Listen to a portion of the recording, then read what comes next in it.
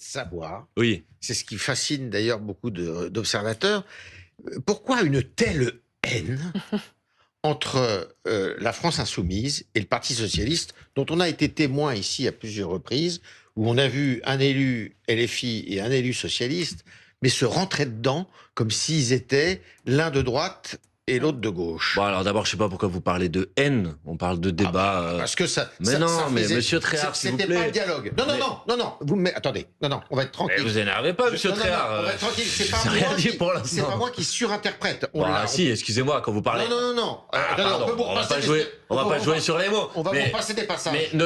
Mais ne considérez pas que de la confrontation politique, de la contradiction politique, de l'échange d'arguments s'apparente à de la haine. Bon, pardonnez-moi, en tout cas dans mes propos, dans mes arguments, dans mes contradictions, je considère pas que ça s'appelle de la haine.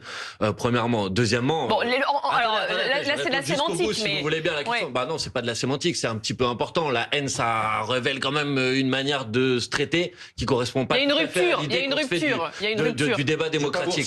Pour le reste, Monsieur Mélenchon, il n'y a pas longtemps contre les socialistes. Attendez, excusez-moi, j'ai bien compris que votre gourmandise, c'est de mettre en scène les affrontements entre la France insoumise et le Parti socialiste. Mais moi, ma bataille que je mène en ce moment à l'Assemblée nationale sur le budget, je la mène pour essayer de protéger les Français des conséquences de ce qu'il y a dans ce budget sur la vie des gens. Et donc, mes principaux adversaires aujourd'hui à l'Assemblée nationale, c'est le gouvernement macroniste qui a l'intention d'infliger ces mesures. Par exemple, on a sorti il y a quelques jours le fait qu'ils avaient l'intention de sabrer ce qu'on appelle la prime de Noël pour les allocataires du RSA. Bon, mais il n'y a pas que ça. Je vais vous citer un exemple. Alors, c'est ça qui m'intéresse, et de mener l'affrontement avec l'extrême droite. Attendez, je vais aller au bout de mon raisonnement. Après, quand le Parti socialiste raconte des mensonges, parce que parfois, effectivement, sur les votes qui ont lieu à l'Assemblée nationale, ils racontent des mensonges.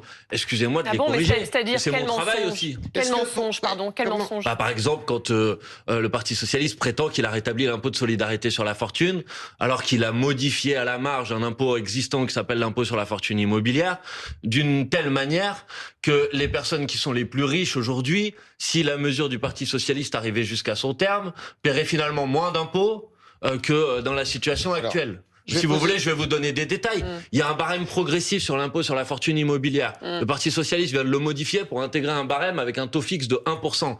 Tout le monde qui nous écoute peut comprendre que si vous avez beaucoup d'argent, quand il y a un barème progressif qui monte jusqu'à 1,5%, ou quand il y a un taux fixe de 1%, bah c'est un cadeau. C'est vrai, juste un mot peut-être. Pardon, Yves, pardon, juste pour éclaircir sur ce point, puisqu'on a un économiste en plateau.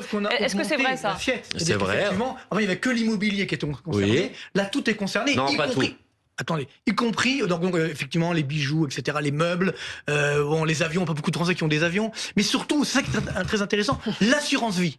Et ça, c'est une partie des assurances. Oui, une partie de l'assurance vie, sauf l'assurance vie investie en actions. C'est-à-dire que notamment l'assurance vie investit sur les bons du Trésor, sur les obligations d'État. Donc c'est là où c'est complètement, je dirais, kafkaïen. C'est-à-dire que d'un côté, moi je l'ai pas voté ça. Oui, d'accord, mais je vous parle du projet d'ailleurs qui ne vient pas du PS, ça vient du MoDem. Oui, sous-amendé par le Parti socialiste. Non, mais ça c'est incroyable. C'est-à-dire que on a moi je pensais que c'était vous qui avez fait ça, si vous voulez, parce que voilà.